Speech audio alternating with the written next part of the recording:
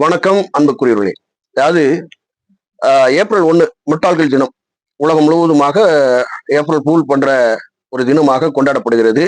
அதே வேளையில நாம ஸ்க்ரோல் பண்ணி பார்த்தோம் அப்படின்னா ஏப்ரல் வாக்குத்தத்தம் வாயில வந்தது பூராத்தையும் ஒரே ஆவியானவர் தான் பல வாக்குத்தத்தங்களை கொடுத்து வச்சிருக்கிறாரு.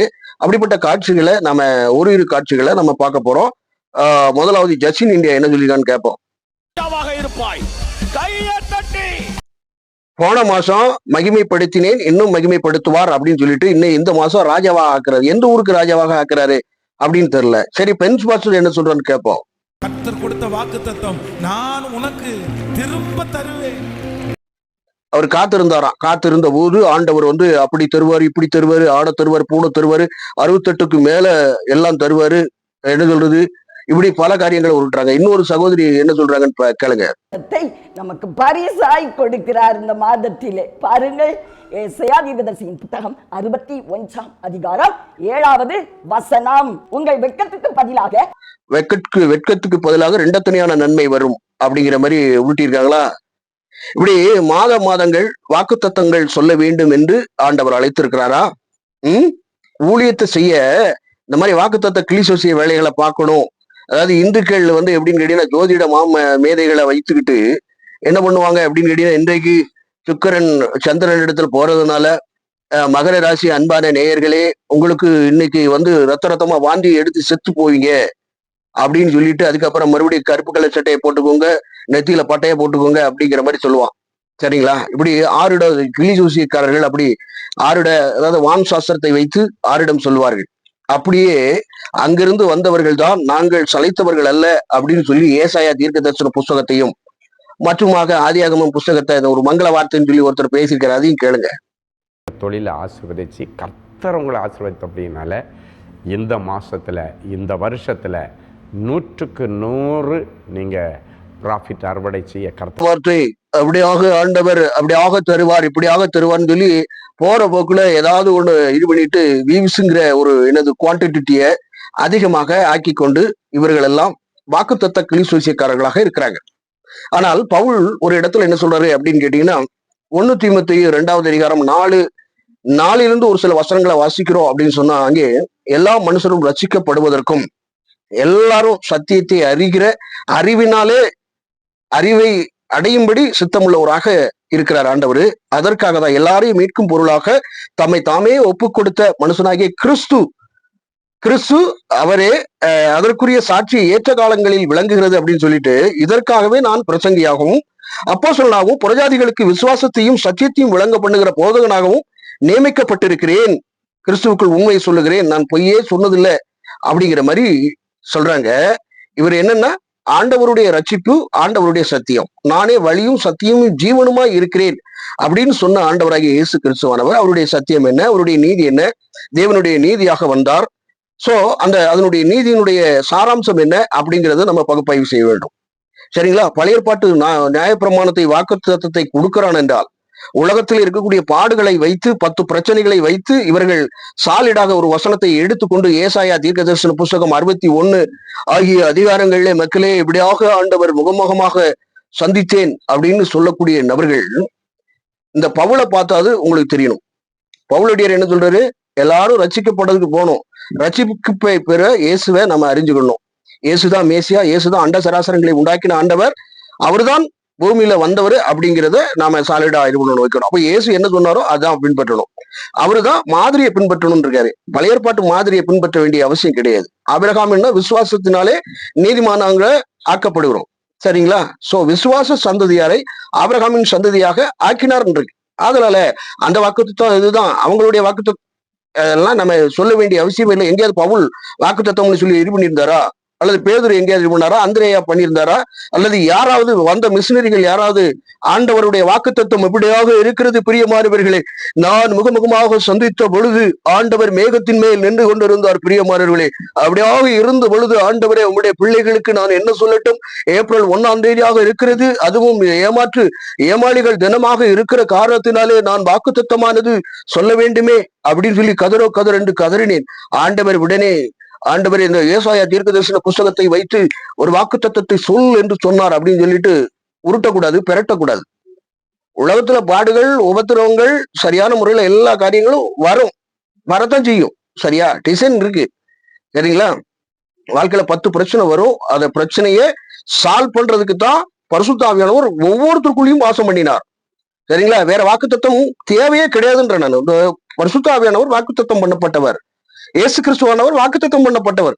எல்லாமே ப்ரொடெக்ட், எல்லாமே நமக்கு இருக்கு. இந்த வாக்குத்தத்தத்தை சொல்லிதான் மாசம் மாசம் லைவா இருப்பாரு. மாசம் அந்த சம்பளம் கொடுக்குற மாதிரி, மாசம் இது கொடுக்குற மாதிரி, கிரெடிட் கார்டுல இது பண்ற மாதிரி, ஸ்வைப் பண்ற மாதிரி, அல்லது மாதங்கள் சம்பளம் வருகிறது போல அல்ல, கூலியாக தருகிறவர் அல்ல. புரியுதுங்களா இல்லையா? முதலாவது தேவனுடைய ராஜ்யத்தையும் அவருடைய நீதியும் தேடுங்கள். அவருடைய நீதினா என்ன அப்படிங்கறது போய் பார்க்கணும். புதிய ஏற்பாட்டை வாசிங்க. எல்லாரும் புதிய ஏற்பாட்டுக்கு கொண்டு வாங்க. இதை மந்திர புத்தகமாக இது பண்ணாதீங்க, வைக்காதீங்க. மனுஷன் தேறி இருக்கவும் வேத வாக்கியங்கள் கொடுக்கப்பட்டு இருக்கிறது. மனுஷன் சீர் பொருந்தி இருக்கவும், இயேசுக்குள்ள சீர் பொருந்தி இருக்கணும். அவன் பாவத்தை குறித்த கண்டிப்பு இருக்கணும். அதுக்குத்தான் ஆண்டவர் இந்த வேத வாக்கியங்களை நமக்கு தந்தாரே ஒழிய வேகாதவைகளை இது பண்ணிட்டு வச்சுட்டு, அதையும் கூட பவுல் ஒரு இடத்துல சொல்றாரு. அதாவது ஒண்ணு தீமோத்தேயு 1வது அதிகாரம் 7வது வசனத்திலே, தாங்கள் சொல்லுகிறது இன்னதென்றும் தாங்கள் சாதிக்கிறது இன்னதென்றும் அறியாதிருந்தும் நியாயப்பிரமாண போதகராக விரும்புகிறார்கள் அப்படின்னு. நியாயப்பிரமாண போதகர்களாக விரும்புறாங்க. ஒரு ஒன்ஸ் எப்படின்னு கேட்டீங்கன்னா, நியாயப்பிரமாணத்தை எடுக்கிறோம்னா அங்க கொடுக்கப்பட்ட வாக்கு தத்தங்கள், உபாகமம், இணைச்சட்டம் இருக்கு இல்லையா? உபாகமம் 28:1-14 முடிய கடன்னு வசிப்பாங்க ஊழியர்கள். அதாவது ஊழியர்களா இருந்தாலும் சரி, கிறிஸ்துவ விசுவாசிகளா இருக்கட்டும், 14 வரைக்கும் வாசிப்பாங்க. அதுக்கு அடுத்த செகண்ட்ல 15 பாத்தீங்கன்னா 15-30 வரைக்கும் பயங்கரமான ஒரு காரியமா வைக்கும். வாசிக்க மாட்டான், அதை குறித்து சொல்ல மாட்டான். இன்னைக்கு வாக்கு தத்தமானது உன்னுடைய இதை அப்படி இல்ல சொல்ல மாட்டாங்க, யாரும் வாசிக்க மாட்டாங்க. ஆனா உபாகமம் யாருக்கு கொடுக்கப்பட்டது? இணைச்சட்டமானது யூதர்களுக்கு கொடுக்கப்பட்டது, இஸ்ரவேலர்களுக்கு கொடுக்கப்பட்டது. அவர்கள் மாம்ச பிரகாரமாக இருந்தாங்க. ஒவ்வொருத்தருக்கும் டீம்ஸ் அண்ட் கண்டிஷன்ஸ், உடன்படிக்கை, அதோடு சேர்த்து ஆசீர்வாதம். ஆபிரகாமுக்கு ஒரு உடன்படிக்கை, அதோடு கூட ஆசீர்வாதம். சரிங்களா? தாவீதுக்கு ஒரு உடன்படிக்கை, அதோடு சேர்த்து ஆசீர்வாதம்.